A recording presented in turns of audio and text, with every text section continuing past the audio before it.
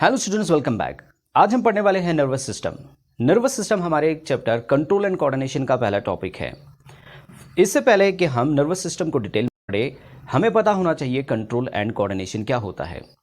Control का मतलब होता है किसी भी काम को प्रिसाइजली विदाउट एरर परफॉर्म करना, और कोऑर्डिनेशन का मतलब होता है coordination between different tissues and organs. यानी हमारी बॉडी के अंदर कई तरह के प्रोसेसेस एंड कई तरह के फिनोमेनन होते हैं जिनमें प्रिसाइज कंट्रोल का होना ज़रूरी है, और जिनमें जो है डिफरेंट ऑर्गन्स और टिश्यूज जो है एक दूसरे के साथ वर्क करते हैं। तो इसी का नाम कंट्रोल एंड कोऑर्डिनेशन है।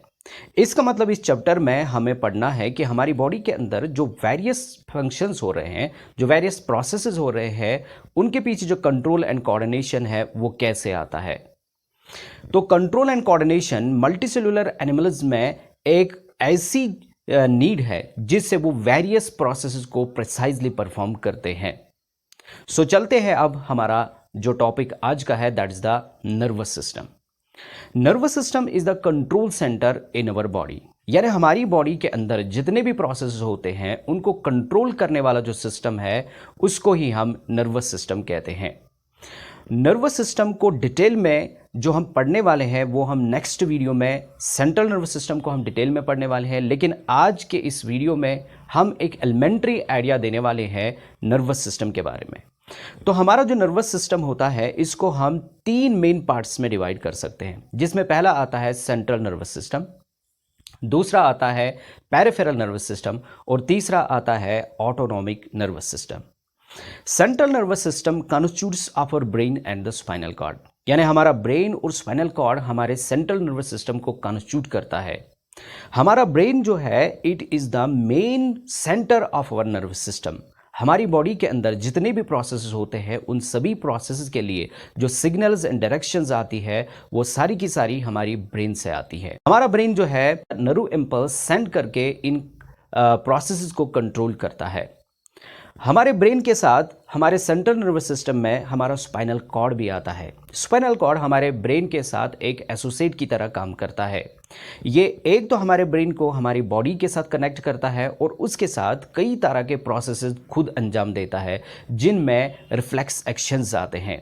यानी जहाँ पे भी ऑटोनॉमिक रेस्पॉन्सेज की ज़रूरत होती है, जहाँ पे क्विकली हमें रेस्पॉन्ड करने की ज़रूरत होती है, वहाँ सेंट्रल नर्वस सिस्टम में हमारा जो है स्पाइनल कॉर्ड ही परफॉर्म करता है।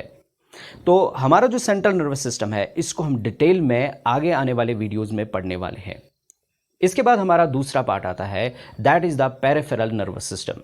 हमारा पेरिफेरल नर्वस सिस्टम जो है it consists of nerves which arise from our central nervous system and run to different organs of our body. हमारी बॉडी के डिफरेंट ऑर्गन्स के बीच में और हमारे सेंट्रल नर्वस सिस्टम के बीच में जो वेरियस नर्व्स होती है उन्हीं नर्व्स को हम जो है पेरिफेरल नर्वस सिस्टम कहते हैं। ये जो पेरिफेरल नर्वस सिस्टम है इसमें दो तरह की नर्व्स होती है। One is the cranial nerves, other is the spinal nerves.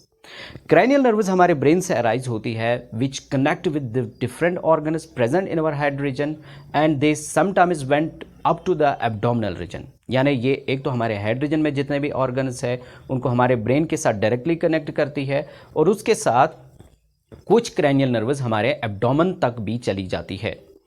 दूसरी टाइप ऑफ नर्व्स आती है स्पाइनल नर्व्स।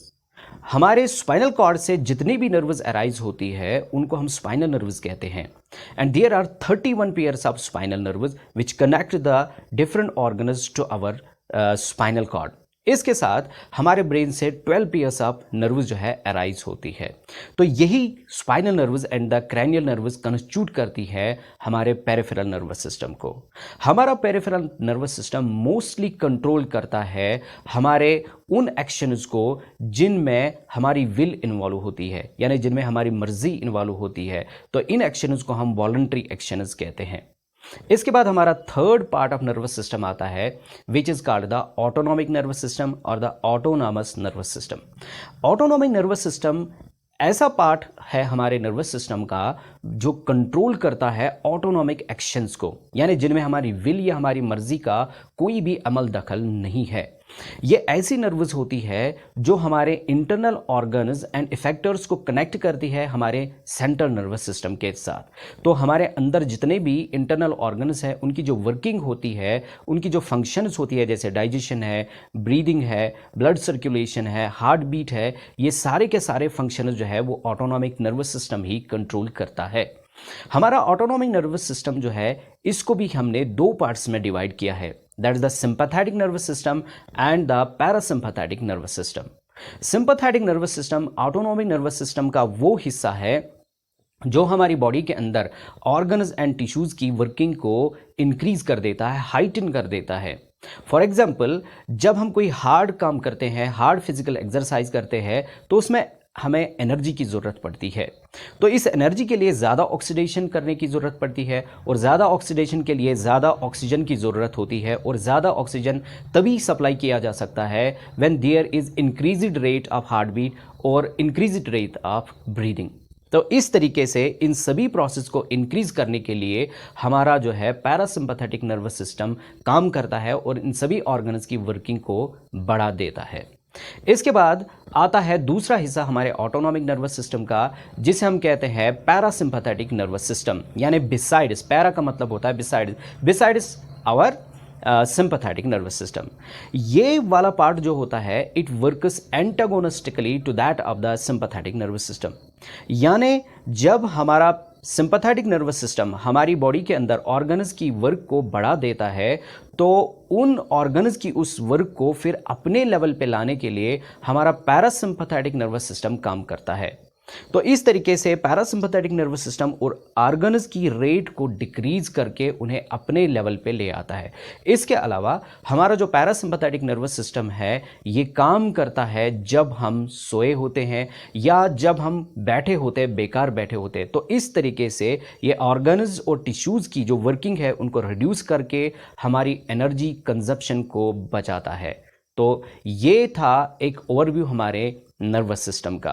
आने वाले वीडियोस में हम हमारे नर्वस सिस्टम को डिटेल में पढ़ने वाले हैं, और उसके साथ जो दूसरा पार्ट है हमारे कंट्रोल एंड कोऑर्डिनेशन का, that is the endocrine system, जिसमें जो है एंडोक्राइन ग्लैंड्स और उनके हार्मोन्स आते हैं। तो स्टूडेंट्स हमारे साथ बने रहिए और हमारे इस वीडियो को लाइक